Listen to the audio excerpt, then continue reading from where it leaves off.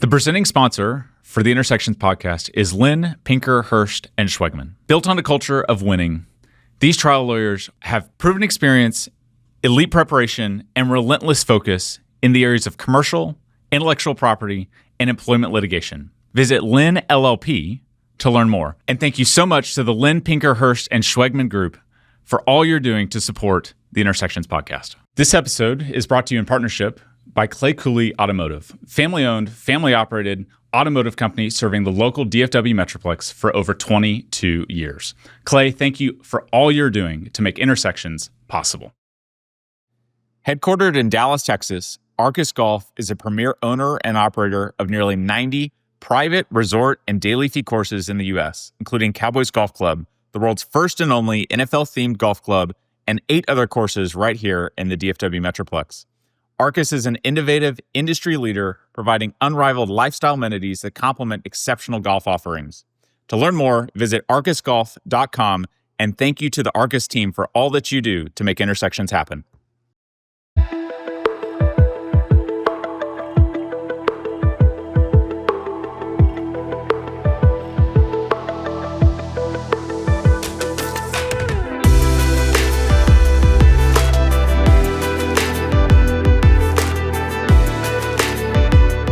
Mark Cuban, one of the most fascinating people that I know to visit with, and in so many different ways. We talked about the Mavericks, we talked about some of the investments, how he got to where he was, but the passion that he came in when we talked at the end about what he's trying to do in disrupting an industry that is maybe the triple reverse off the 10 meter. Yeah, no, that was fascinating. Cost plus drugs is obviously a disruptor in the healthcare space, but what I thought was so neat is you described him at the end as someone who's been so incredibly involved in the community and made such a big difference.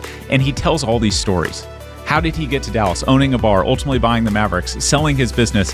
He talks about all these personal elements of who he is, and I think we got to see a real visual of him. And you ought to listen carefully because there's a couple pieces there that I hadn't heard before that I think people are going to be interested in listening to. Yeah, tune in.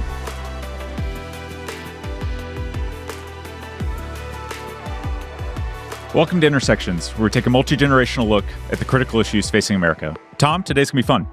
Absolutely. Mark Cuban, probably one of the most popular, successful owners of a sports franchise, at least in this century. In addition to that, people know him as being a shark, an entrepreneur to the extreme. We're going to talk about a lot of different investments, a lot of fun, but somebody that has really made a difference on a franchise and this entire community. Mark, we appreciate you being with us. Thanks for having me on. Yep. Yeah. Well, we were going to get together and then got interrupted by an ice storm. Yeah, which was interesting because that ice storm was just a couple of days after a pretty successful and unexpected victory by a team that you had a lot of relationships with over the years. Oh, yeah. I'm like, what team are you talking about? Yeah. Indiana University. Yes, sir. Hoosiers, baby. The football champions. Yep. Talk about that. You were at the game? Oh, yeah. I was at all the playoff games. Yeah, I mean, anybody who knows anything about Indiana University knows that we literally had the worst football program in the history of football program. We beat more top 10 teams this year than we had beaten the entire, however many, 100 years or whatever, we had existed. So, it was a special run. It was kind of like the early days of the Mavericks when nobody believed it really would happen. And then it did. So, Mark, you went to Indiana University. Yes, I did. You've been a strong supporter of them. $6 million as a rugby team, $5 million in creating the Mark Cuban Sports Technology and Media, some other contributions there. So you've been very much involved. NBA championship as an owner. Where does IU fit into kind of the well, it's still the Mavs up top in 2011. That's not close. The ring's not going away. But yeah, it was still nice because it was like the ultimate underdog story. Yeah. When, again, like the early days of the Mavs, I remember we finally made it into the playoffs. You're like, you're not beating Utah. And then we, go on a little run in 2011. You're not beating the Lakers. They're two-time champions, right? And, in my mind, I'm like, there's no way we're beating the Lakers. And it was kind of the same thing with this. There's no way we're beating Alabama, right? There's no way we're beating Oregon. There's, et cetera, et cetera. And, it's the championship game. Something will happen. This is Indiana football. Yeah. Something will happen. And then boom, Fernando Mendoza, 4th and, 5 or whatever it was, 15-yard run. And the next thing you know, we're on the field celebrating. So Kirk Signetti Is he as scary as kind of his eyes and his appeal kind of make him look, at least to the public? He's a Pittsburgh guy like me. And he literally has a hardcore Pittsburgh Yinzer accent. Yeah. And so I connect to him. Like, that was one of the reasons I gave more money, because he was a good Pittsburgh guy. And so he's a really good guy, but like me, he's intense. Yeah. He looks for every angle, every edge he can possibly get. He's a student of the game, and he doesn't stop. It's not like, hey, I've been doing this for so long, I know what to do.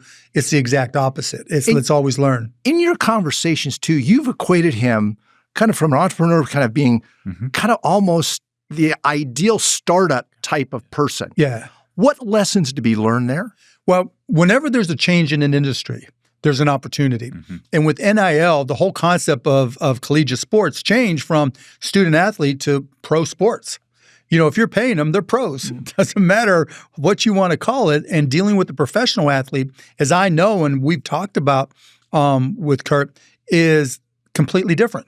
Like, we've had, guys who came in one and done, or even out of high school with the Mavs, and they're 18 years old. They don't know anything about life. Now they've got money, and you have to deal with them and their agents and their families and the pressures that come with that.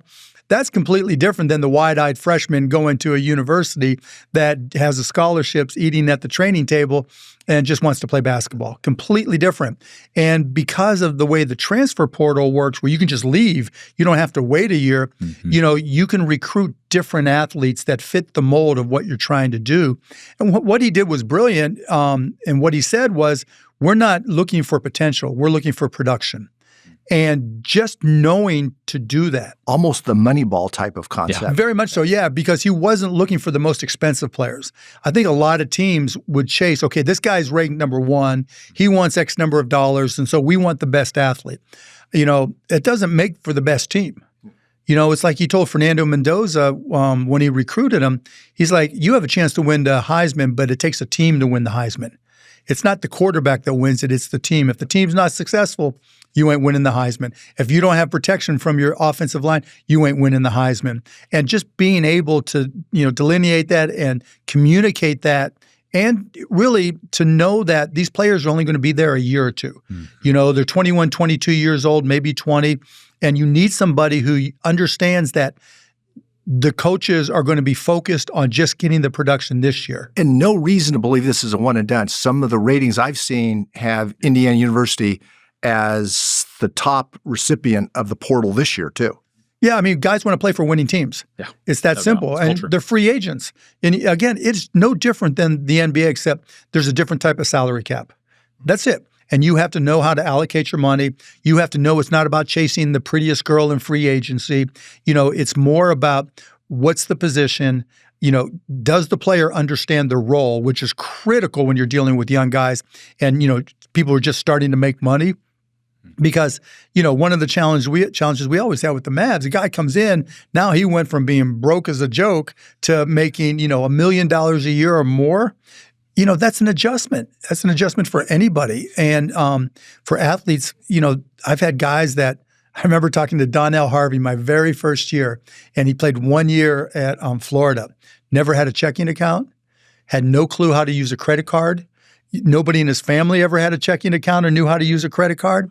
You have to adapt, and you have to know that in this day and age that it's different. Well, that brings up Mark Cuban, going back to the days at Indiana University.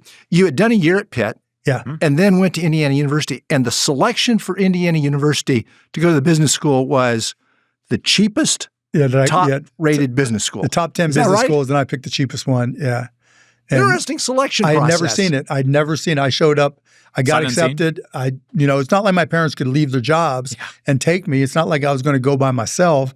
And I didn't know anybody who was there. I literally went on campus not knowing a single person, never having been there before, just thinking to myself, this is a fresh start.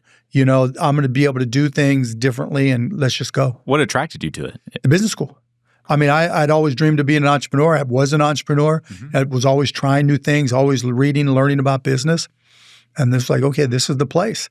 And it's not like, because when I was in Pittsburgh at high school, like I was about 4 inches shorter than I am now, probably 20 pounds heavier. Literally, and I played sports, but by that time I wasn't in great shape. But one time I was chasing after a ball, ran into a bicycle head on. It chipped these 2 teeth. My dad did upholstery on cars. My mom did odd jobs. Like, they just got me caps. Well, those caps happened to be stainless steel because they were the cheapest ones. And so literally, 16 years old, I'm walking around school, and every time I would smile, people were like, give me a hard time. And, didn't have a girlfriend in high school at all. And so I was one of those guys. And so I was like, okay, that summer I went to Pitt, I grew a couple inches, got in good shape or better shape, just started developing a different mindset, got away from all the high school kids, and, the rest is history. So is that where the entrepreneurial spirit came from? Again, your parents weren't there. You've described your mom as going really from job to job to job. You mentioned your dad was upholstery cars. Where did that entrepreneurial spirit kind of set in? Yeah, my dad always said, if you want it, you got to figure it out. My dad always wanted to be an entrepreneur, but could never figure it out. He tried to open up a hot dog joint one time, and it failed miserably, and it just, and I know that hurt him bad. I was maybe 12 years old. But,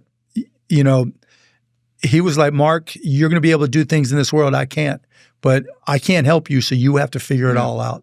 And I remember I used to buy and sell stamps, and I made okay money buying and selling stamps. Like, I would go to a stamp show. I remember he went with me one time. I would go to a stamp show with a few dollars, and I would look for market inefficiencies. I didn't think about it that way then. But I'd buy one stamp. I'm like, I don't think he graded this stamp correctly. And then I would buy from one guy at a dealership and then go to the next one and say, this is what this really is. And I'd start with, bought one stamp for 50 cents, sold it for $25 or $50, whatever, and got better and better and better at it. And that's how I paid for a big chunk of my school. Now, one of them too, you kind of financed the purchase of sneakers.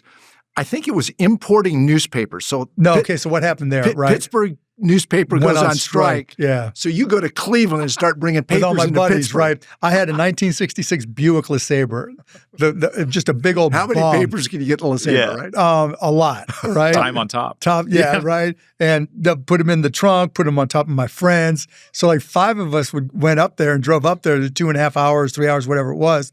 And literally because it was the middle of the night and it was the morning newspaper. So we had to be back in Pittsburgh in time to sell them on the street corners. And literally we would wait by all the news boxes that they had, what they were putting newspapers in, and one by one. And then we finally realized, let's just ask the guy with the truck. Right. And so we just bought a bunch from the guy with the truck, and he filled up our car. We gave him the money, and we, back then it was like 10 cents or whatever for a paper. Drove to Pittsburgh, sold them for 50 cents. Everybody let us keep the change. I mean, I went home and just fell asleep for 2 days. Yeah. I don't remember how much we made, but it was good. And it was a learning lesson, I learned that, if you feel a need, good things can happen. So you went and did a year after graduating from Indiana University, went back to Pittsburgh with Mellon Bank. But that lasted about 9 months. Just 9 months. And then you came to Dallas, and first job was a bartender on Greenville Avenue. Yeah. So walk us through how you got from a bank to bartender. So you have to go back before that. And why in the world Dallas? So you have to go back before that. So my senior year, actually the summer before my senior year at Indiana, I got with one of my buddies, Evan Williams, and I had a student loan for like $2,500. And he had graduated. He had a little bit more money. So we decided to buy this bar on time payments called Motley's Pub. And I had to bartend. So I learned how to bartend, more of a shot and beer type thing. But I had to learn. And the bar got raided, and we had underage kids because they were all my friends. Like when we started this thing, I wasn't even 21 yet. And so, and I used to have a police scanner behind the bar, and that pissed off the cops even more because we'd kick everybody out when we heard they were coming. And then they got us one time. Did this come up in the vetting when you went into ownership of the NBA? Did the other owners start asking? Probably at some point, They asked me a lot of screwball questions. I'll tell you, going to that, like one of the questions was from a guy who was working at the Knicks. And he's like, are you going to be like that other owner, Jerry Jones, in Dallas? And realized this is 2000, January of 2000. So it was only a few years from all the Super Bowls. I'm like, I damn well hope so. Right? I want to be that. Yeah, I want to have all those rings, walk around saying, how about them Cowboys? How about them Mavericks? It's good. But you went from Greenville. avenue and then started into software. And then people think broadcast.com is the big winner. But you had a few winner winners before that. Yeah, I had Micro Solutions is one. Multiple winners. So I got a job working at night as a bartender. Then during the day, I'd go through the classified ads, right? And so I saw this job, and I wanted to get into a new industry. And so it was a job at a company called Your Business Software. And I go down there, and there was a guy there, and two of them, and they interview me. And I mean, I took one computer class in college, and I cheated, right? Because that was back when they had cards, and it was Fortran programming language, and I couldn't type worth a damn, so I got somebody else to type my cards. And so I knew what I was doing, but I couldn't type. And so in any event, I sat down with them, and they asked me different questions, but PCs and software were brand new to everybody. So it wasn't like they knew a lot and I didn't. Like, it wasn't like they were geeks or anything. And like, well, what do you do if there's a question you don't know the answer? I'm like, you look it in the manual. Okay, that's a good answer. All right. And then they got one more question. You got referred by an ad in the paper through an agency. Will you not tell them we give you the job so we don't have to pay the fee? I'm like, done. Because I'm sleeping 6 guys in a 3-bedroom apartment and I'm sleeping on the floor, whatever it took to get paid. Yeah. And that lasted probably 9 months and I got fired. What'd you do for them? I sold software. Yeah, but the good part of it was I learned so much. And PCs were new to everybody. And I had to go out and get my own business and everything and build customers and prospects. And then I had to teach myself about the software because there's nobody else there that had any idea about computers. Like the guy who owned it, I remember I had 2 for $99 suits, literally 2 for Madness suits. And there's a place, Rethreads, I think it's still there in not Preston Center, but Forest and Preston. And I used to buy used clothes and used suits there. So all, other than my 2 for $99ers, like used polos, used ties, used socks, used whatever I could. It was all used. I remember him saying to me, you need to buy some nicer suits. I'm like, you don't even sell anything, right? You're worried about it. You hardly pay me anything. But one day, I had a deal where I was going to make a $1,500 commission, which was huge for me. And that was going to allow me to move out of the dump I was living with in the village, right? It was 6378 Shady Brook Drive in the hill. And it's gone. One of the places I live in the village is still there, 1224 Corners. I'll never forget because maybe 5 years ago, I went and knocked on the door to see if I can go in, but nobody answered. That would have been fun. But in any event, so I got fired. And I was sleeping on the floor and I'm like, I'm stuck, right? I mean, no job, no nothing, but I'm like, I've been through so many jobs and I'm 24, right? I'm like, I need to just start my own thing. That was always what I wanted to do. So I wrote up this thing for Micro Solutions, which was my first company. Yeah. And I had one company, Architectural Lighting, that came into Your Business Software. And we had been talking and everything. And I called them up and I said, look, I have no money. I'm broke. And I know this software that you want to install costs $500. It cost me $250. If you advance that to me, right, I promise you I'll make it work. And if it doesn't, I'll walk your dog, I'll wash your car, I'll do whatever it takes to make it up to you. And they're like, sure. And that was my first customer. And then they referred me to somebody else. And then Micro Solutions grew and, to 80 employees, 30-some million in sales. Wow. And we were profitable every single month of our existence. And then you sold it. And I sold it to CompuServe. Okay, then how did you come? So that was the big one. But that was the first one, yeah. Let's walk into broadcast.com. That started as AudioNet. Right. And so really before even that, you? Right. So even before that. So I'd learned a lot about computers, so I started trading stocks. And I started killing it. I mean, because at Micro Solutions, we were one of the largest systems integrators in the company. This wasn't just like a little deal, right? We were IBM's largest token ring reseller, biggest network integrators. We were top 10, and it was like, okay, I knew my stuff. And so my broker, when I got the money, I made like $2 million and a little bit after tax. And I went to my broker. Off of Micro Solutions. And this is 1990. I'm like, I want to live like a 60-year-old, right? Because interest rates were higher. And it was like, fine, we'll put you in bonds, whatever. Raleigh Rawls and Charlie McKinney, who still works for me. And then all of a sudden they started asking me questions about these companies that I knew all about their products and services. And they would get their analyst on the phone. Then the analyst would go on CNBC or whatever, and he'd say what I said, and the stocks would move all over the place. I'm like, screw that. I'm going to make that money, right? So I started trading and killed it. Like I was making 80% returns, and I went from like my 2 million to 8 or 10 million or whatever, probably a little bit more. And then somebody came to me and said, we want to start a hedge fund built around your trading. And I'm like, sure, I'll do that. And we did that. And literally within 9 months, we sold it. And so I made a little chunk of money there, not a ton, but I was like, this is found money. It's another exit. And then that was in the early 90s. And I moved to LA for a couple of years, partied like a rock star, took acting classes so I could meet hot girls. I had fun. And how old were you at that time? I was 32, but let's see, 33, 34, right? And lived in Manhattan Beach, right on the ocean. Sure. Then I moved to Hollywood so I could be closer to auditions, lived right next door to Keanu Reeves, right by the Hollywood sign. My life did not suck at all. I mean, I was having so much fun. Then I came back to Dallas for a girl who was really cool, Holly. We're still good friends today. And that didn't work out. But I was having lunch at California Peach's Kitchen in Preston Center.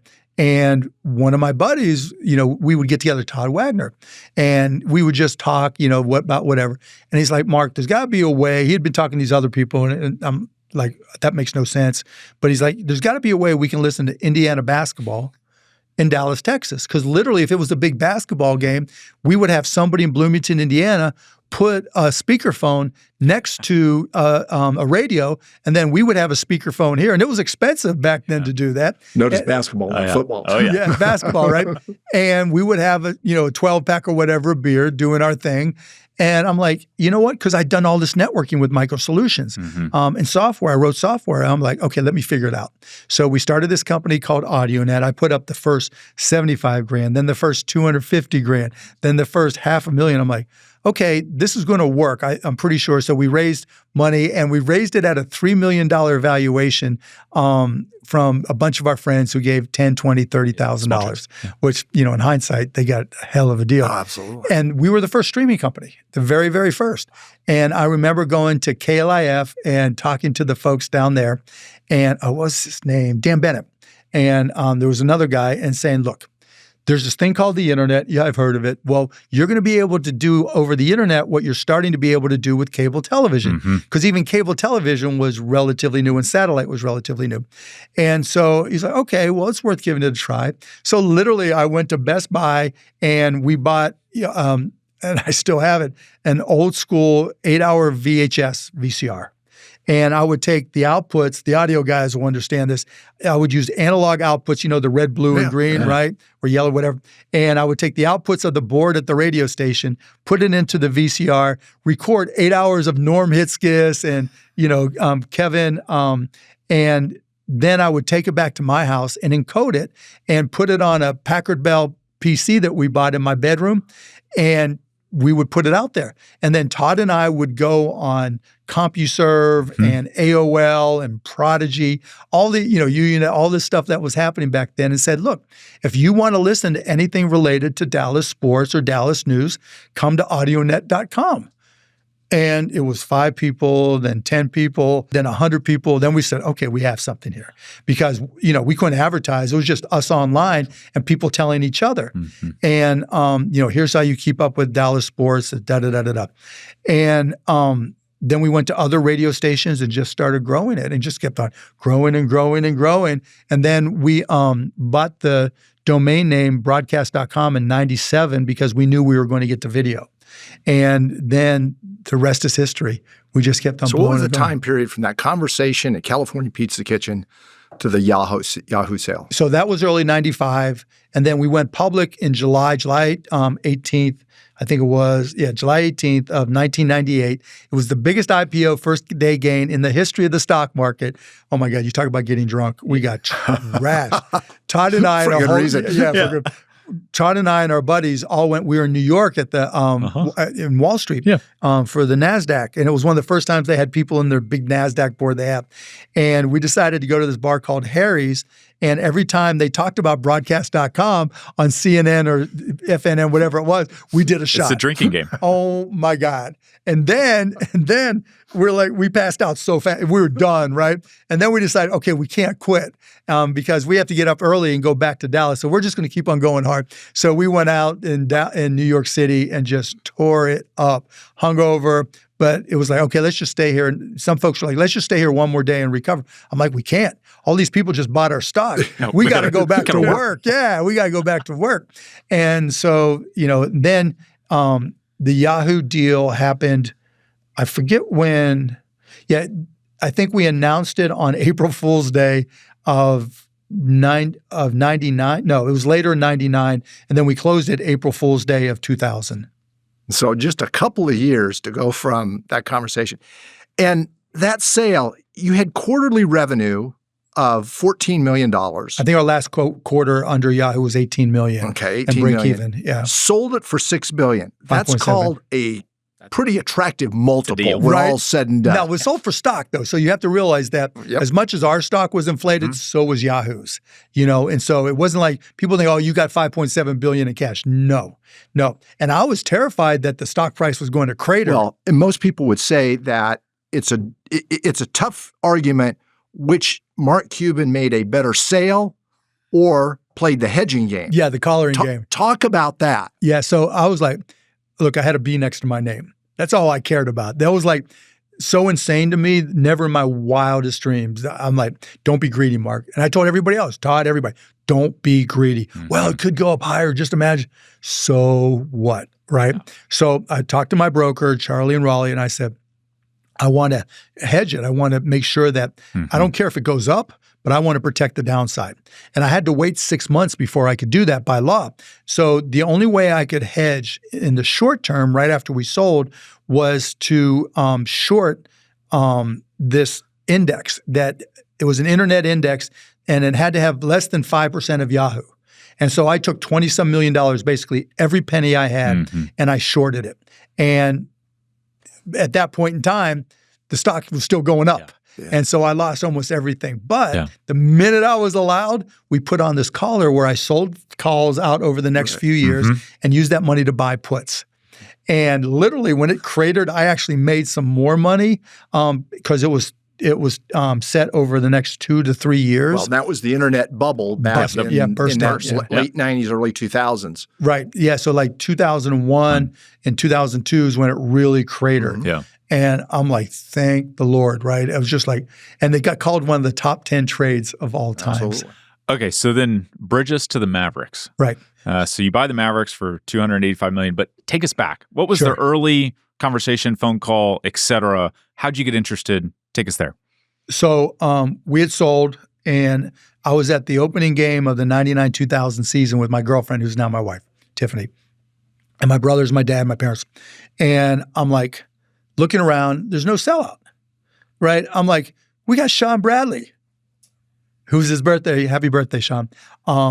And we had Michael Finley, and we had Sean Dirk. Bradley was 7 feet 6 inches. Yeah, and could play. He didn't get the respect I thought he deserved. But anyways, and we also had Michael Finley, Dirk Nowitzki, who wasn't Dirk then, and Steve Nash, Cedric Sabalos, and other guys, Gary Trent. Yeah. And I'm like, okay, we're undefeated. It's the first game of the season. I thought we were going to have a good team, and nobody's in the building, and there's no energy. And I'm like, I can do better than that. And this is old reunion. Old reunion. Yeah.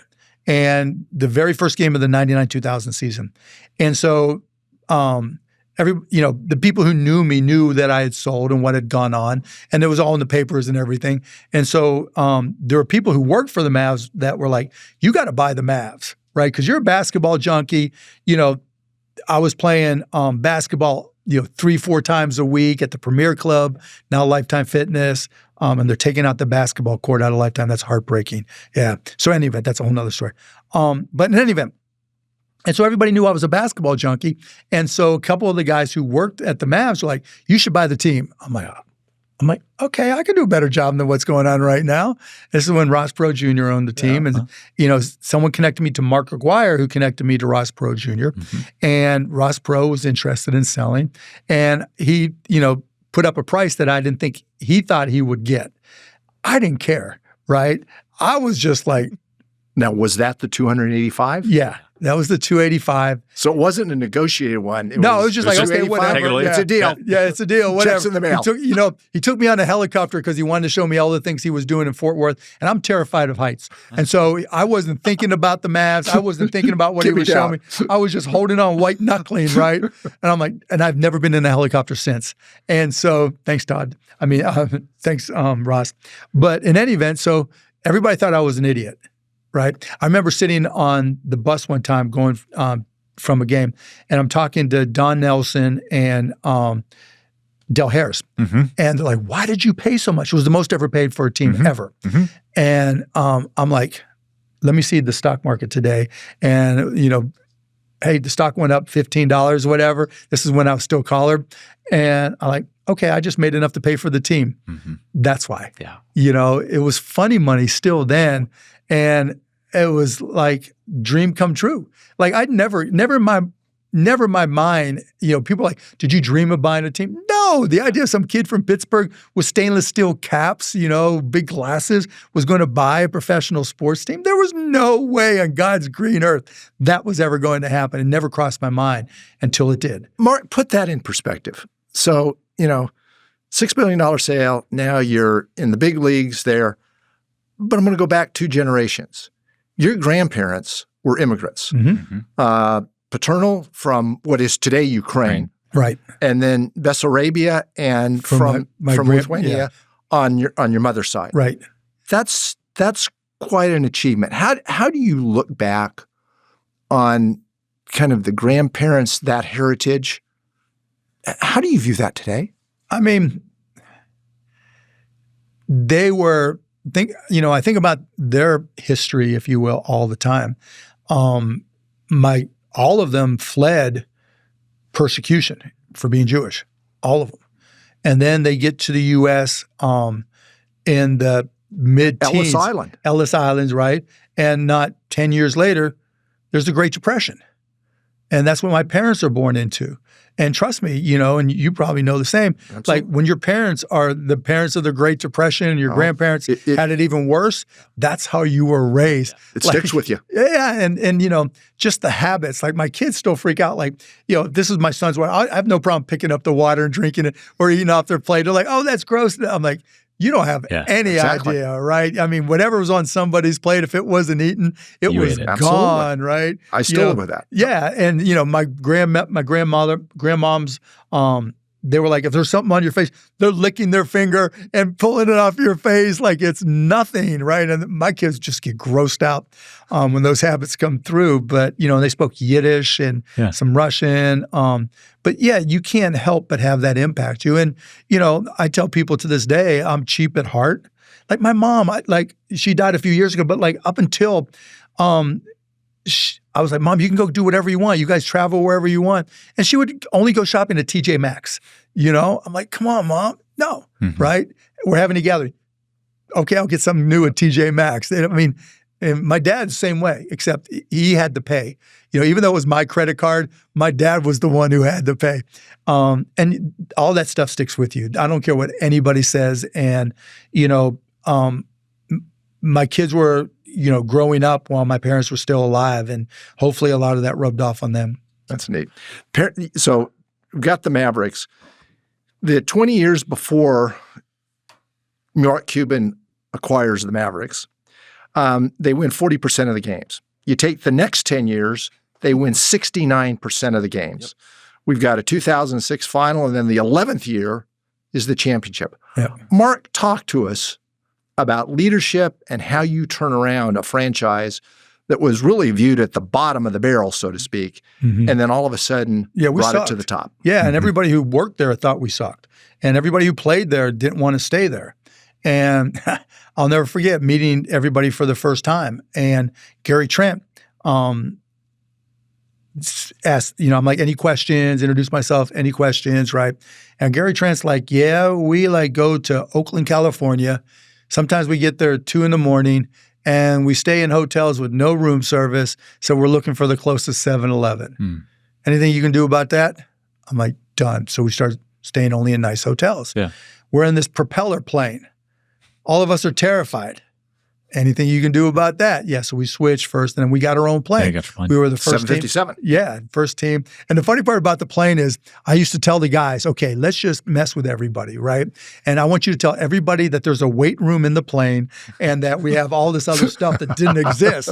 And they would, and like, it was pretty funny. And, up until I sold, that we were probably still the one of two teams maybe with our own plane. Well, you gave new players a computer. Yeah. So, and then we moved from the reunion to the AAC, and I put, Game Boys and the,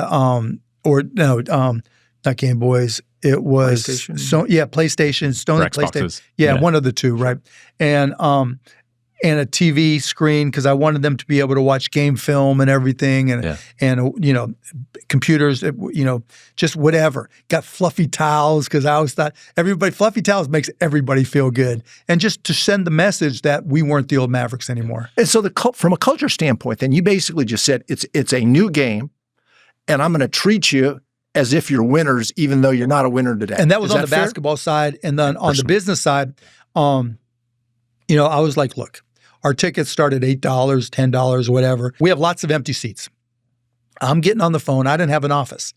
I had a desk with a phone book and a list of former ticket buyers. And I just got on the phone and started calling people. And I'm like, hey, we're cheaper than McDonald's. We're cheaper than going to a movie. Come to a game, or you can't afford that, I'll give you a couple tickets upstairs because we have extras. Come experience it. I promise you'll have more fun than going to a movie. When you put your cell phone number, I think, on the Jumbotron. I put my email address. For email. Yeah. And so that I wanted all feedback. Yeah. Like the term MFFL came from a kid who sent me an email. At the end, he signed it MFFL. I'm like, what does that stand for? He's like, Mavs fan for life. I'm like, I'm stealing that. Yeah. Yep. Okay, so this was my childhood growing up with the Mavericks. So I've got a few critical moments I want you to walk us through. Talk us through losing Steve Nash. Yeah, that was tough. And just kind of the process around that and how that affected ultimately Dirk and the team, and ultimately then how they recovered to get to the finals really 2-3 years later. So our doctors was telling us that Steve, because Steve had missed a bunch of time, played 20-some minutes a game, and had been injured. And they were like, okay, there's a chance he stays injured. And I thought I gave him a fair offer.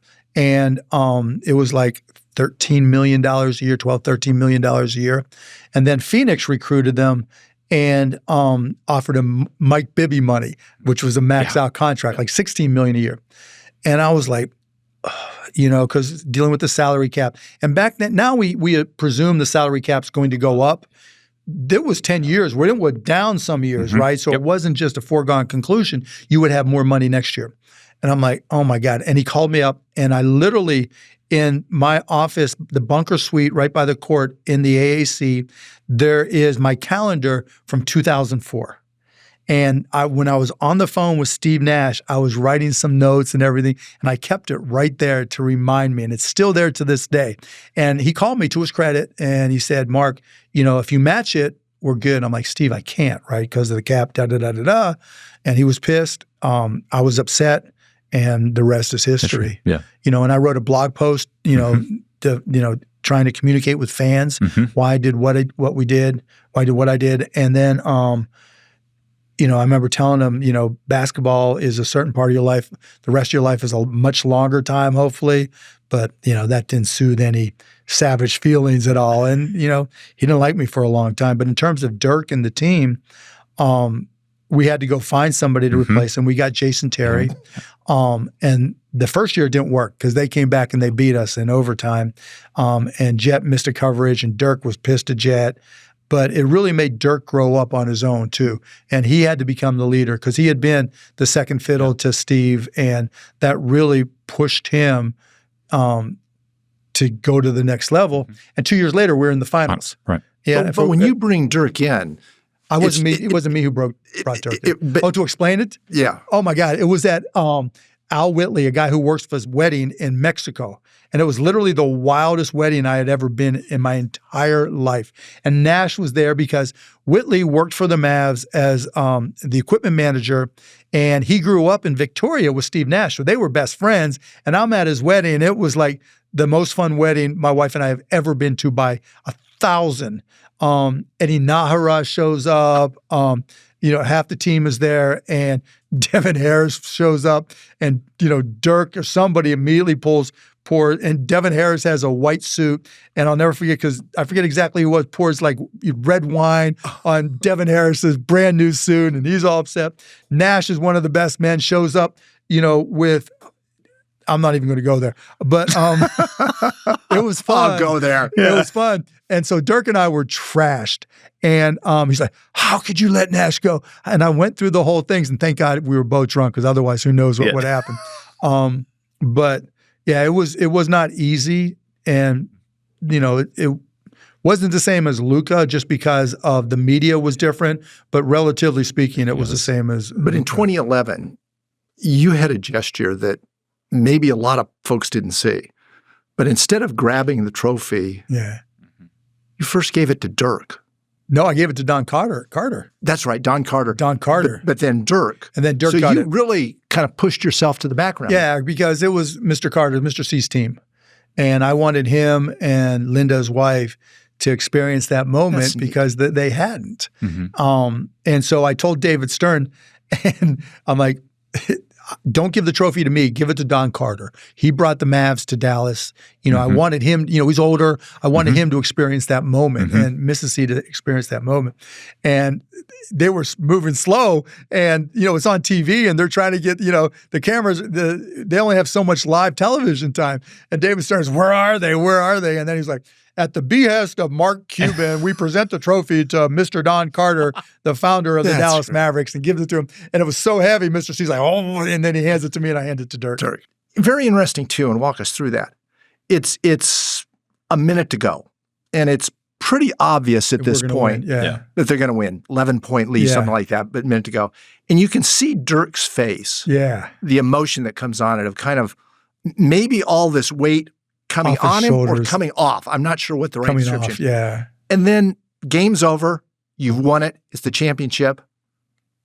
Dirk leaves and goes to the locker room. It wasn't even over. There was like the last second. He jumps over the table and goes right to the locker room, because it was emotional. I mean, how could you not be? All this built up after, 2006 and then 2007 when we lost to the Warriors to Nelly, right? And then all of a sudden to make it happen. And I remember, at that point we were up 10 or 11 with like 30 seconds to go. And I'm like, oh my God, this is going to really happen. And you see video of me with Brandon Haywood, Keith Grant, Brian Grant, Keith Grant's son, and then Deshaun Stevenson. And it's in Miami. It's in Miami. And we're just wrapped, and I'm literally screaming. Not because I'm happy, but just all that stress is gone. And I remember running out, just hugging everybody, Jet, Rick, and I'm thinking, oh, this is kind of anticlimactic. It's great, but people don't realize, losing is worse than winning is fun. And all the stress of potentially losing, whether it was the Mavs or Indiana, is like that weighs on you more than anything. And then when we won, all that stress is gone, and we can just let loose. Let's do a compare then and go 5 years before that. 2006. Mavericks are up in the final, still against Miami. Then it kind of goes away quickly. You made a comment that you felt the league had manufactured. No, I don't think the league. I thought some of the refs. Okay, had manufactured that end result. You still believe that? Okay, talk about it. I don't. I don't think the league tried to cheat, and I don't think refs were really trying to force the outcome per se in a illegal way. But I thought they gave them every call in the book. When Dwayne Wade shoots however many free throws it was, and there were moments where it was like, how the hell was this happening? And I'll never forget, it It was the third quarter of the first game in Miami. We led the series 2-0. We were up like 14 points. Right. And I'm thinking to myself, I'm right behind the bench thinking, oh my God, we could sweep these guys. And then Udonis Haslem steals the ball, goes in and scores. But not long after that, when the game was in the balance, there was a play where Shaquille O'Neal pushes Eric Dampier. Yeah. Oh, yeah. Right? And they called the foul on Eric Dampier. And Shaq, of all people, makes 2 free throws. And I'm like, oh my God, this is not good. And then it gets worse. And to me, as much as we talk about Dwayne Wade shooting free throws, that was the epitome of what was going on and where things were going bad. Okay, so 2011. I believe, and you can disagree with me or not, but I believe it's the greatest playoff run in the history of the NBA. By far. So walk us through the series. So Aldridge in Portland, Kobe Powell, Lakers, Westbrook, Durant, Harden at the Thunder, and then Bosh, Wade, LeBron. Those are some good teams, those 4 so series. We go against Portland, and it's a close series. It's like 2-2, and I think it was 2-2, and Brandon Roy goes nuts for a comeback, and we lose. Game 4, Yeah, and we lose. And we're like, oh no. And they're calling us the one and done boys. I always give Ben Rogers, the broadcaster, a hard time because he coined the term. I think he was on the ticket back then. The one and done boys again. And then Dirk just like turns it on. LaMarcus kind of runs out of gas those last 2 games. Brandon Roy had been injured, didn't have it in, and we win. Yeah. And so the next step is taking on Kobe, the defending champs. Very different outcome. Yeah, Kobe and Paul Gasol, Andrew Bynum, all these guys, right? And I'm thinking, all right, at least we made it through the first round. And I mean, this is going to be tough. And we go, and the first game there, we're down like 15 or something like that, and we come back. And I'm like, okay. And then second game, kind of the same thing, right? And we win, and we're up 2-0. And I'll never forget because Jack Nicholson has seats right by the visitor's bench. And I'm like, hey, Jack, because I would see him because I'd sit right behind the bench and, some of his friends and stuff, we got to be cordial. I wouldn't say friend. I'm like, Jack, do you need anything in Dallas? He goes, no, don't worry about it. You'll be back here. And I'm like, okay, and I'm not thinking we're going to sweep them, right? And then we go up 3-0. And Kobe says, hey. And not close. Blowouts. Big blowouts. Blowout, third one. Then the fourth game. Here we are, closeout. And I'm thinking, okay, if 3-0, no one had ever come back from 3-0 in the playoffs. I'm thinking if it's ever going to happen, it's the Lakers and it's us, right? Because that's just the way I think, because I'm setting myself up so I'm not too disappointed. And we're hitting everything. Yeah, literally. Literally. Like everything that we throw up is going in. It's shocking. I think we get up by 40 points or something at one point. And I can remember seeing the Laker bench. The cameras went to the Laker bench down like that, and it was clear that the game was absolutely over. They had left. They had left the building. But yeah, spirit for was sure. gone. And I remember saying to my friend after Jet hit one of his threes, I'm like, if you touch me or you pinch me, I will knock you the F out, right? I can't believe this is happening. I don't want to wake up if it's a dream. So don't just keep me to myself. And during that whole, I'm so super superstitious, right? So during that whole playoff run, I had this thing where I would drink Diet Cokes.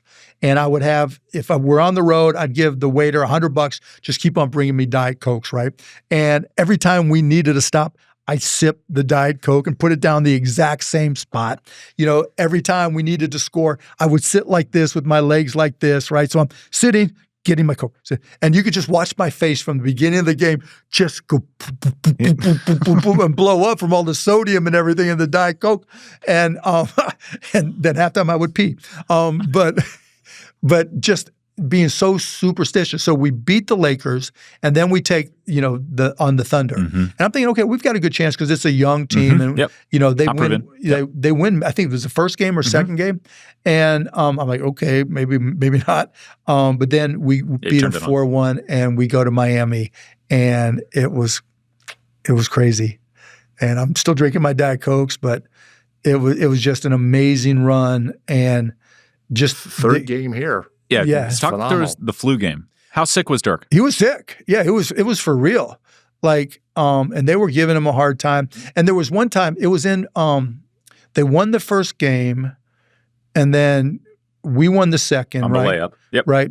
And then we go down to Miami, and they're up 15 in the third quarter, I think, or fourth quarter. Here. It was here. It was here. Third game was here? Here. Third game was here. Third game's here. Okay, then it was the second game that we came back, Yep. right? So I'm thinking the second game we come back, they're up 15 in the second quarter, yeah. right? And at halftime, I'm walking through the tunnel that they had back then. I see Pat Riley. And Pat Riley goes to me, remember, they'd won the first game, and they're up big in the second. And he goes, "We got you, Mark. We're too long. We're too quick. We're a better team." I'm like, "Okay, Pat, maybe we'll find out." And then we come back, win that game, and boom, win the series. And it was like, okay. And I remember talking to Mickey Aronson right after the game ended. And he goes, and Mickey's a good guy. He walks up and he goes, "Oh, the irony, right? Because they were supposed to win this time. We were supposed to win the last time." Yep. Wow. And so you had a reputation of being probably the referee's biggest fans and so I supportive like the individual of the refs. I just association. don't like how they were managed. Talk about that. You were fined $3 million basically over that all? the course of your career. Is I that think all? that's the number I pulled up. That's probably only what people know about. That's probably true. That's a published number, $3 million. Talk about that, because I think a lot of fans, and I once had a picture on the front row yelling at the fans, yelling at the referees too. Fans really identified though with Mark Cuban. Mark Cuban was engaged in it, was involved. He was one of the fans. It wasn't one of the suits. Mm-hmm. He was down there and he was yelling at the refs just as much as any other fan. Yeah. Talk about that. I mean, that was kind of my stress release during the game. Like when I play basketball in leagues or whatever, like I'm not a yeller at the refs, not me at all. Before I bought the team, I wouldn't yell at the refs a whole lot. But once I got into my first preseason, or even, no, not even then, once I got, right after I got control of the team in January of 2000, I was like, oh, this stuff matters now, right? Those calls make a difference. It's not like they're all going to balance out in the end. So I started digging in and learning more and reading more. And I remember reading an article in Referee Magazine, of all places, which I subscribed to. And there was an article that interviewed the head of officiating, Ed Rush Sr., I think it was, where he said, yeah, we call the games differently at the end because, you're trying to manage the flow of a game. And I go to David Stern, that's cheating. You can't do that. I mean, a bucket at the first bucket and the last bucket, they count the same. You can't do that. And so I remember saying, the management of, I can manage the NBA refs better than they can. They couldn't even manage a Dairy Queen. Dairy Queen. Right? And so then I get a letter from Warren Buffett, who owns Dairy Queen, and I get contacted by this guy who perished something or other, who owned a Dairy Queen up in Capel. And he's like, come and work at the Dairy Queen. I'm like, that's cool. And I'm thinking nothing of it. I literally have to get up at 6:30 in the morning because I have to learn and get trained how to make the cones. It's 917, and then the blizzard so you can turn them upside down, right? And so I get there like 7 o'clock in the morning, there's a line. I'm like, what the hell's going on here? And then the store opens like 9, and there's like helicopters taking video up above. I'm like, okay, Parrish, the guy who owns it. I'm like, what did you do here, right? I thought I was just going to come and make my ice cream and get out. There were people everywhere. There literally was a line 2 miles long. I mean, they get Katie Couric on the phone, from the Today Show. I'm like, hey, Katie, how are you? And realize nobody knows who I am at this time, right? This is still early days, and I'm just some crazy guy who bought the Mavs. And she's giving me a hard time about giving the refs a hard time. Do you feel like you're being, fair to the officials? I'm like, okay, whatever. I got to go make some ice cream. And I'm making my blizzards, and they're just nasty. The ice cream's falling on my hand, and I'm like, oh, it was just brutal, but it was a blast. And, from there, people that kind of put me on the map, believe it or not. And in terms of the refs, I would go through games and score the games and say, okay, why aren't we doing this and this? And I wasn't. Yeah, no, you were very analytical about how you went back to the league office and said it wasn't just yelling and screaming. It was. No, here's why. Yeah, here's why. And showing film, et cetera. Right. And it was like, I didn't feel, I didn't have issues with most of the refs. I had issues with the way they were trained then, just like I have issues today, because they were of the mindset that you have to be a referee in order to understand how to train referees. I'm like, some of the best salespeople, are not good managers. Some of the best reporters are not good publishers or editors, right? It doesn't work that way. And they would always just disagree with me. And then they started hiring people who weren't refs. And then I would say to those people, okay, I won't even mention their names. Like, let me just tell you what's going to happen. You are going to come in here and tell me that you're not going to be, run over by the officials who run this whole program. And you're going to say that you'll take care of it and you'll control it. And I'm going to tell you, within a year, you're going to change your mind and tell me it's the refs that are running. And it was the same then as it is now. So what should the league do about that? That you should hire professional managers. Hire people who know how to manage people and who understand process, who understand outcomes.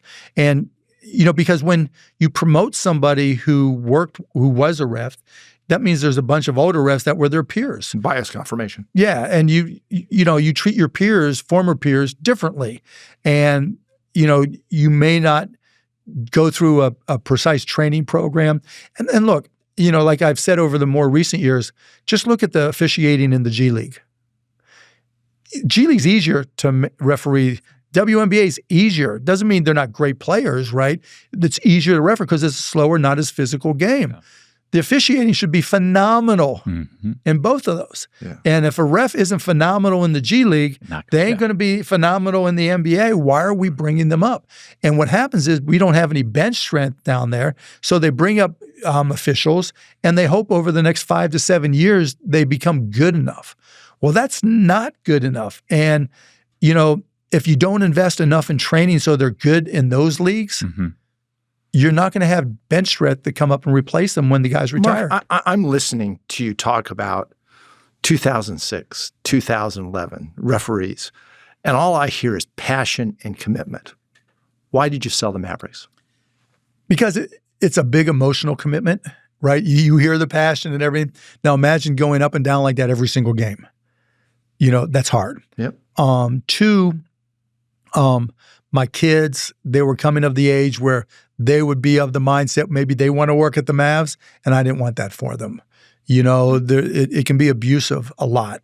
You can, what do you mean by that? Meaning, if fans don't like what you're doing or the team's not doing well, you're the worst human being on the planet, and they treat you that way. Do you have any regret? I don't regret selling. I regret who I sold to. Yeah, I made a lot of mistakes in the process, and I'll leave it at that. Okay. That does push us, though, to February 25, February 2025. We had a player What happened then? Nothing major. We had a player who was not only probably one of the best players in the league. If not the best, yeah. If not the best. But maybe more important than that was the face of the league. And I think today of, seeing the— We're certainly the face of the Mavericks, right? Well, I even say the league. Today, if you pull up NBC, ABC, when they're promoting, you got 5 players, top 5 players, but the one that's front and center is Luka. Yeah. Talk about that trade, your feelings of it. And how'd you find out?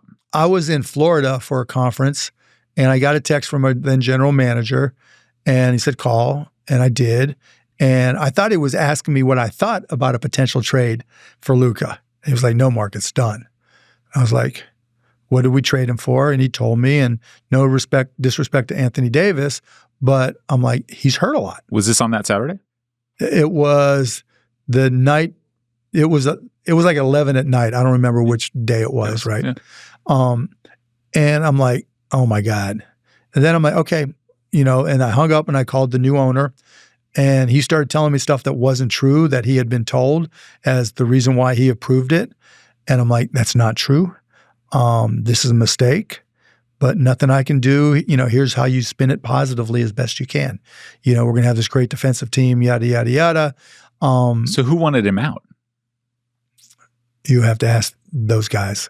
But Mark, I think people in Dallas, and I'd say across the nation too, I see all over the nation, I see people wearing the Luka Dallas jersey and that. Yep. People are asked the question of, how can this happen? How can you make a mistake like that? That again, and you touched on. I mean, it's not just the look, player. we all make mistakes, but it's that's what a big came mistake. through. Yeah. What came through it? I think there was a lot of things that went into it, and I'm just guessing, right? I think that Luka comes from a culture, Slovenia, the Serbian culture, where, I mean, look at Nikola Jokic. Yeah. He's not like lean, mean, fighting machine, right? And he's going to have a beer and he's going to enjoy, and his brothers are going to be there partying too, right? Well, most of his weight, though, is carrying NBA trophies Right, and rings. right, So. and MVPs, yeah. And so, you have to understand that's where Luka comes from. Mm-hmm. And, if you know his dad at all, you see that, if you see how he carries himself and, you have to spend time with him, and having spent a lot of time with Luka, Mm-hmm. I mean, he wants to have fun, but he eats, sleeps, and breathes basketball, but he's not going to be the guy that is going to be, the guy who takes his shirt off for the cover of a magazine, but at the same time, I don't care if he's overweight. Mm-hmm. He's going to give you 30, 10, and 5, 30, 10, and 10, right? Yeah. I mean, win the game. And win the game. Yeah. And that's what made Luka special. And I think what people don't realize, other than who he was as a person and what his background, just like we talked about our backgrounds, right? What makes Luka unique is he wants to take the last shot, and he can get an open last shot, mm-hmm. and he can make that open last shot. Mm-hmm. And the number of players that are able to do that, you can count on 3 fingers. And that's what made him special. That's what defined Luka magic, because it wasn't the plays in the second or third or fourth quarter, right? It was the plays at the end of the game mm-hmm. where he would do something spectacular. And there are so few people who are able to do that. You don't trade him, right? And sometimes it takes guys longer. And look, he goes to LA. He's in great shape now. He realized he heard the criticisms, and he grew 60. up, right? He's 27 years old or whatever. Yeah. I wasn't all that mature at 27 at all, right? Yeah. A lot of people think I still haven't matured. But you don't trade that. And I think some people got in their feelings. All I'll tell you is that it wasn't Michael Finley, and you can surmise who else was in the room. But it had to be personal then, especially when you look at what I the think Mavericks got for what for what not they gave putting by it all out there. measures, it's a generational player. Right. I mean, by not putting it out there to get the best possible player, exactly. right? You talk to one club who's basically your friend. Right. And every other team calls and says, I would have given you 97 draft picks, right? Or Look whatever. at the Mikal Bridges trade. Right. I mean, 5 literally. number ones. Yeah. And but I think there was animosity between our former general manager and some people on Luka's team, his agent and some of the people that worked around them. I don't think they got along. I think there were issues that, J. Kidd had coached with Anthony Davis mm-hmm. and was close to him, and Nico was close to USA basketball. AD, right, since he was like 13 years old.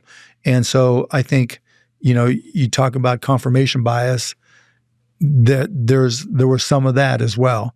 But, that doesn't justify it for, our coach and our general manager to stand up and trade our best player. How can an owner be so disconnected to basically lose a franchise? I mean, look who I bought it from. And I mean, that's no disrespect to Ross Perot Jr. He built a phenomenal arena, and that's what he said he was good at, and he was. Yeah. He never came out to say he was great at basketball. And, it's difficult to be an owner in this league. Again, one of the reasons I sold, unless you are so totally committed or you get lucky. If you go hire Sam Presti from OKC. Absolutely. Right? If you're, the Cubs and hire Theo Epstein, mm-hmm. right, from Boston, the Red Sox, okay, maybe you get lucky, but there's a lot of teams who have never gotten lucky. And you see that, in the fact that their owners don't love basketball. And that's also one of the reasons I sold, because when I first got in, it was the dawn of the internet age. And, I could talk about all the technology and help push the technology forward. It was still mostly individual owners. Some had inherited it. Some were a lot older than me and didn't like me at all. I mean, I used to get yelled at in some of the Board of Governors meetings, and I was like, whatever. But if you look at the teams that have done well over the years, there's somebody who eats, sleeps, and breathes it. Mark, if you look across the NBA, most teams you don't even know who the owner is.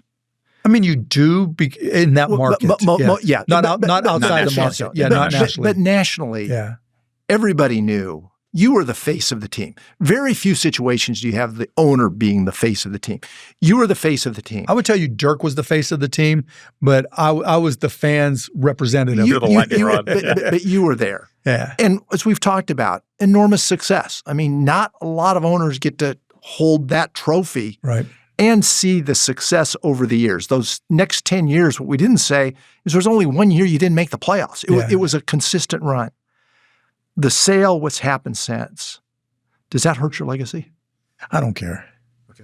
Right. I mean, and honestly, with what I'm doing with Cost Plus Drugs, the door is open for me to have a far greater impact on the country and the world than sports. Then tell us about Cost Plus Drugs. You were known on the court as being a disruptor. We talked about fans doing things differently, the jet, et cetera. You're trying to disrupt maybe the toughest industry to disrupt. Yeah, and that was the whole goal, right? Healthcare. Yeah. Talk about what you're doing on that cost plus model and let us know what success you're having. Sure. So when you talk to people about healthcare, the economic side of healthcare, not one person ever has ever said it's great. Right, over the last 20 years. Everybody, it's challenging, right? It's scary for all of us. Can we afford our care? Is our insurance going to cover it? Are we going to get denied, right? Can we afford our medications? We've all heard the stories of someone being at the pharmacy counter and having to turn around and walk away because they couldn't afford it. Yeah. And so I got a cold email from a Dr. Alex Oshmayansky who wanted to manufacture drugs that go on a short supply list. And those drugs are often generic, and they're pediatric cancer drugs or a bunch of drugs that are very much needed. And it was shocking to me they would go on a short supply list. And so we built a factory in Dallas that's robotically driven, AI driven, so we can manufacture those drugs and save kids' lives, right? And part of that is my part in learning all that was starting to dig into the pharmacy industry. And this was right around the time the pharma bro was going to jail, or I forget exactly.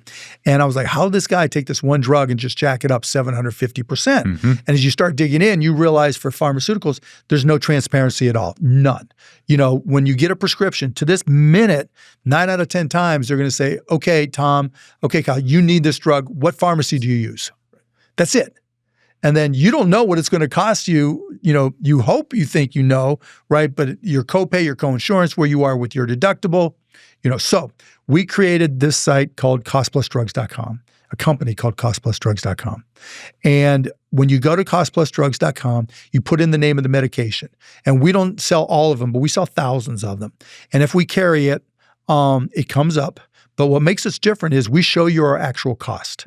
So if that medication cost me $27, right? I'll use these, cost me $30, then you see that I'm marking it up 15%. So $30 plus 15% of 30 is $4.50. It's going to cost you $34.50 plus $5 shipping and handling. That's it, right? And for the first time, people can see that this is what they're going to pay. We charge the same. We're still the only company. We launched January of 2022. We're still the only pharmacy that publishes their entire price list. We're still the only pharmacy that charges every single patient the exact same price. We're still the only pharmacy that if our costs go down, your costs go down.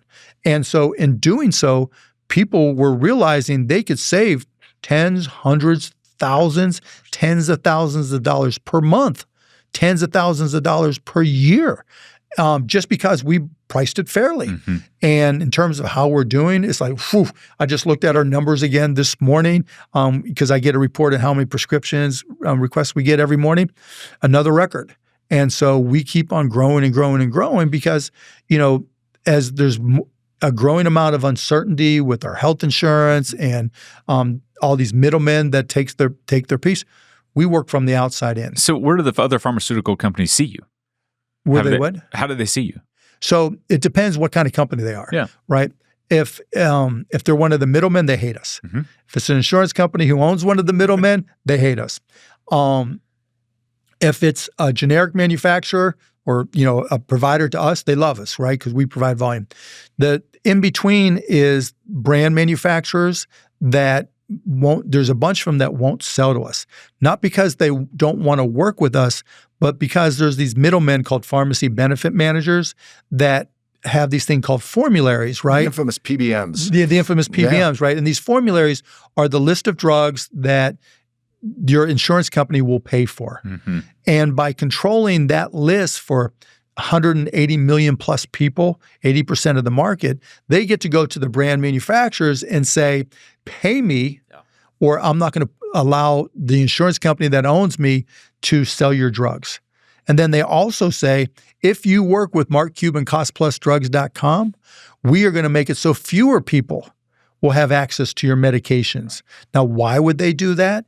Because when we started publishing for the brands and the generics and the injectables and the biosimilars that we sell, when we started publishing our cost and our margin and selling it for so much less, everybody got to see that they were getting ripped off. Yeah. And transparency. Yep. Yeah. And so while the generics are 92% of the prescriptions, they're, 8, 10, 12% of the actual dollar value. All the dollar value is with the brand medications. And I can't tell you how many CEOs of those brand manufacturers, and they're like, Mark, we'd love to work with you, but we could lose tens, hundreds, billions of dollars in revenue. Not only would I get fired, I'd get sued by every shareholder I have if I worked with you. Because those PBMs, those insurance companies that own them, realize that for whatever brand medication that you, Skyrizi, whatever it may be, if we're showing the actual cost and only marking it up 15%, we're going to save a lot of people a lot of money, and that money is going to come right out of the pockets of the PBMs or their customers that they're getting the rebates for. It begs a wider question, though, Mark, and that is, and I just saw a survey. Everybody's talking today from an affordability standpoint. The whole issues are affordability that'll be in the midterm elections, et cetera. Well, it basically came down to affordability for most people is the cost of healthcare. Of course. We've got a system, and you've kind of outlined it pretty well with the PBMs, et cetera. That sounds a lot like any other industry. It would be antitrust. Yeah, of course. Congress would be all over it, et cetera, et cetera. It's even worse than That's you not think. the case. No, it's why? even, well, why do we allow this to go on? Because not enough of us are fighting it, right? And it's not, it's starting to become political, and there's more doctors, more pharmacies that are fighting it because pharmacies have been dumped on by these PBMs. Independent physicians are getting dumped on even worse. Oh my gosh, yes. Right? They're getting crushed by the insurance companies and the hospitals. Crazy. Yeah, it's ridiculous. And so what makes it unsound and makes it difficult is the size of these insurance companies. Or in one case, the PBM that owns the insurance company. The largest of them has 2,600 plus subsidiaries and does $160 billion just in intercompany transfers and controls 10% of doctors, controls oncology centers, clinics, you name it, controls a PBM, controls every aspect of the financial side of the healthcare industry. And to the point where they game the entire system. Like for an ACA plan that they may sell, the rules of the game for the ACA is you have this thing called a medical loss ratio, which means you have to spend at least 80% of your premiums on healthcare. And what they do is, because they own all these doctors and providers, they tell them, charge us more. Because if you charge us $100 instead of $75 like you charge everybody else, you'll make the other $25 in profits and it'll stays with you, but it allows us to reach our medical loss ratio faster and more completely. And by doing so, we can ask taxpayers for more money. When you look at some of those insurance companies, 70% or more of their revenue comes from taxpayers. Absolutely. It is insane. And so there is a bill that was offered by Josh Hawley from Missouri, a Republican, and Elizabeth Warren. And it's called the Breakup Big Medicine Bill. And probably the only thing those two ever agreed on. Ever, right? And the strange bedfellows in healthcare are incredible. Former Attorney General at Missouri, hard right at least. Hard right. She's far left. Yep. Yeah. And both attorneys, right? And, Rick Scott, Christian, Gillibrand, right? I've been testified in front of them, opposite sides politically on everything except for healthcare. But this Breakup Big Medicine Bill is not getting enough support because, and I can only guess because there's a lot of money coming from the insurance companies and the healthcare lobby, right? So who are the senators and congressmen that are putting themselves in front of this and trying to stop the bill? I don't know who's putting in front of it, but there's nobody, they're not out there supporting it. And that's a problem. Like I've tried to shame them into supporting it because literally when you control that much, when you are so big, you have $160 billion in intercompany transfers and control 10% of doctors, you literally set the economics for the entire healthcare industry. Yeah, it's your game. And when you have your competitors working within that structure and being okay with it, competing every now and then, but fine because we're all loving life, economically, there's nobody to fight them. So there's little old me, like I fight the refs, right? Just out there, just trying to send the message to people. This is why it's wrong. And I'll give you some perfect examples if we got the time. Absolutely. Right? So think about what happens with your insurance plan. So we all pick, how do you guys get your insurance? Corporately. Through your company? Employer. Yeah, employer. Right. And how do you get yours, Tom? Your Medicare. Okay. Medicare. You're young like me. Yeah. Yeah. And so we'll put you aside. Yeah. So you pick your different plan, right? And every year you get offered a bunch and you make a determination, premium versus deductible, right? Yep. Do I have somebody sick? I want to lower it. Now that deductible, you could probably afford it, whatever you chose, right? For the premium. Most people can't. Yeah. So under the ACA silver plan, right? You probably, if you have a family, you're going to have a $5,000 deductible. You know how many people on the ACA can afford a $5,000 deductible? Rare and in between, right? And then on corporate, a good corporate plan is like $2,500, $1,500 is a great corporate plan. But let's just say you work in sanitation and you make $50,000 for that company and your take home, even in the great state of Texas, is $30,000. Yep. Chances of you having $15 saved up when your kid breaks his ankle playing basketball is slim and none. Yeah. Right? So the first thing about insurance, we can talk all we want about premium tax credits, but if you can't afford your deductible, you don't have insurance. You're functionally uninsured. But wait, it gets worse, right? Now you go to the doctor, let's just say you're an ACA plan holder or corporate, and you have a $2,500 deductible, but you don't have $300 in the bank and your kid's screaming, right? And, or needs his ankle set, et cetera, surgery, whatever it may be. So what the hospitals will do and the doctors will do, they'll loan you that money so that you can get to the deductible because they want to collect the money from the insurance company at the deductible phase, right? But what we've done in loaning all those patients money, we've turned the hospitals into subprime lenders because the chances of them getting paid back are slim and none, right? And we've saddled that person with debt that they can't pay back under any way, shape, or form. What people forget is the one debt you can never pay off, you can pay off your house, your student loan, your car loan, business loan. You're always paying your insurance premiums to the day you die. Right. They take it from your Social Security, right? Yep. And then you pay your Part D premium so you can get prescriptions. You're paying your premiums every day, and those premiums keep on going up. And your employer keeps, till the day you die, you will pay premiums. Now, those insurance companies that are collecting those premiums are already gaming it, like I told you with the MLR. But they make the contract with the providers, the hospitals, et cetera. And Trump passed a law to his credit saying that they have to put all those on their website. So the transparency files.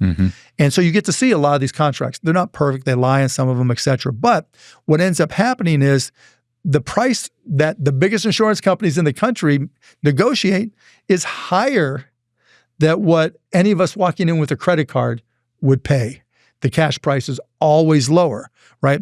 Why? Because when that insurance company pays that hospital, let's just say I've had my hip replaced, right? So let's just say the headline price, the published price is $35,000. The insurance company said, oh yeah, we paid, you replaced Mark's hip. We're not paying you $35,000 like we contracted. We'll pay you $30,000. If you don't like it, sue us, right? So not only did they underpay, they late pay. Then they audit. Then they claw back for some funky reason on the audit. And that creates more expense because the hospital now has to have all these administrators and lawyers and all that kind of stuff. So they underpay, late pay, claw back all the time. So now the hospitals are subprime lenders, et cetera, et cetera. Now they have to come up with funky stuff to make up for what they weren't getting here. And what's even worse with the hospitals, they don't even do cost accounting. They have no idea what stuff costs them. None, right? So they create these things called facilities fees. They do these things where they have, depending on where the care is offered, the price will be different, right? They take advantage of 340B, and all these things add up and cost the taxpayers money and make it really, really difficult for anybody in this country that, unless you're really wealthy, to understand what it's going to cost for their care. And so how does that all apply to the breakup big medicine? They have so much control over the economics using all the reasons I just mentioned. And we didn't even talk about the pharmacy benefit managers and the things they do to rip off companies and patients. And I'll give you one example there. So these pharmacy benefit managers and their insurance companies are supposed to be, one of their roles is supposed to be great at negotiating prices, right? But in your deductible phase, Kyle, if you need a brand medication and you go there, and let's just say you have a $2,500 deductible and it's $600 for this brand medication, for those first 4 months, you're paying full retail price, which is crazy. You're supposed to be negotiating, which means effectively those rebates that you hear that the PBMs talk about, they're being paid for by a company's sickest employees, by the ACA's sickest, plan holders. It is insane, and not all that money goes to the PBM or insurance company, but a nice chunk of it does, or it goes to the employer. It's just so back-ass halfwards, and the only way to begin to unwind all that is through the Breakup Big Medicine Act. So, Mark, we've talked one industry that touches us a lot. That's roughly 20% of the economy, a couple percentage points short, but pretty close to 20%. You've, over the years, dabbled on the political side. 2016, you actually did some polling to see if you could go against the two candidates at that time, Trump and Clinton. You've actually been talked about as a running mate with Trump, with other ones. You were a strong supporter of Kamala Harris. Talk about how you look at Washington today. I try not to. I try to go out there and answer their questions and give them feedback as an outsider. I'm an independent. First thing I would do is get rid of both parties.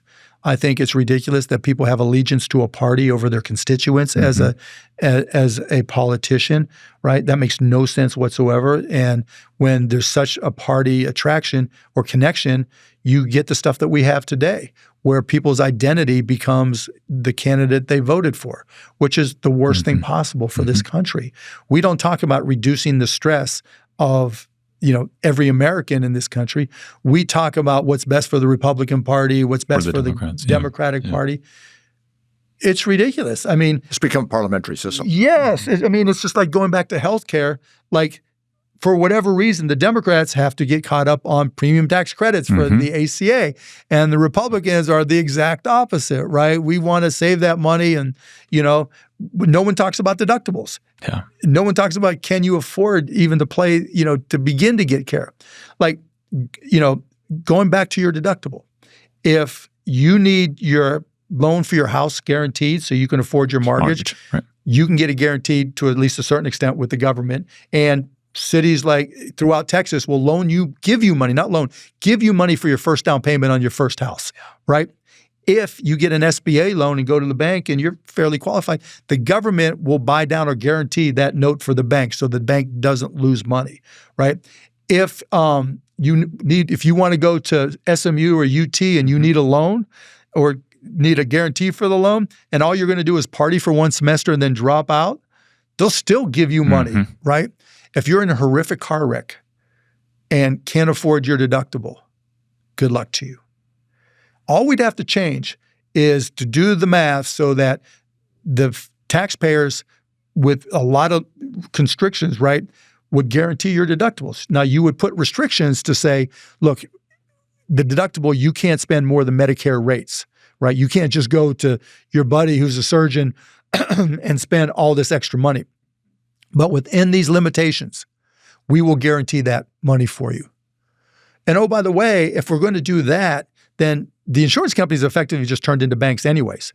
So instead of paying your money to the insurance company where you never see it again, let us put it in an HSA, which is no longer connected to an insurance product, and you can accumulate that money tax-free, use it for your health care, and if you need more because something bad happens, we'll loan it to you as opposed to give it to you, except probably certain circumstances, and we'll guarantee that for the bank. And at that point, you're actually a shopper, so it drives some of the transparency of people asking questions. And it pushes prices down because you're limited on what you can spend. That sets the market, and you aren't dealing with the insurance company. And by the grace of God, if you have great genetics and you don't get sick by the time you go on Medicare, that money's all yours. Yeah. You've been putting in 50, you just make it so you have to deposit what you would have paid in an ACA premium. It's in different words, but arguments for catastrophic care. Yeah, and eliminating insurance companies because they're a big part of the problem. So would you favor a single payer system? Yes, universal health care, a single payer, yes. The problem is getting there, right? We are so invested. What has to happen? Yeah, we're so invested in everything that we have to try to offer the best possible care. You would have to first go to the Mayo Clinic. You would have to go to Baylor Scott White. You'd have to go to MD Anderson, right? All these, advanced capability providers and say, show us your books so that we can see what a fair payment is for you. Because you can't just pay Medicare rates. They're going to just back out of the system and you're not going to have access to the best care. But the problem is, A, they don't know what their costs are. And, literally, if it were me, I would tell any nonprofit hospital system or provider, you have to publish your entire general ledger. Open your entire books for any, particularly now in an AI world, you can just run it through AI and see where your money's being spent so that, all the not just patients, but the whole community can understand where the money's going, particularly since you're nonprofit. And in doing so, you could change the game because I've talked to hospitals about investing in them, buying them. And the money they waste, like literally every single time, with one exception, when I've talked to them and said, okay, no consultants, you have to hire the right people, no this, and this, they all ghost me. Well, Mark, I think people are going to come at the healthcare system a lot of different ways. But I think they would all agree with you that there's significant change that needs to take place. For sure. And it's going to take a lot of passion in people like you who are going to jump into it and really put themselves on the line, and you've done that. I'm trying. In a lot of ways, I see the same passion of yelling at that referee that we saw for so many years. It's kind of the same thing. It is. It's a different outlet. You've made an enormous difference with the Mavericks, but I can tell you've made an enormous difference in this community. Thank you. And while you might be in an arena that some people are rooting for one team and the other team, I can tell you, if you look across this country, they're all rooting for you to make a difference on the healthcare system. I appreciate that. Thank you, Tom. We appreciate you being with us. Yeah, this was fun. Mark, Thanks, you made guys. a real difference. Yeah, I appreciate it, guys. Thank you. Thank you. I appreciate you.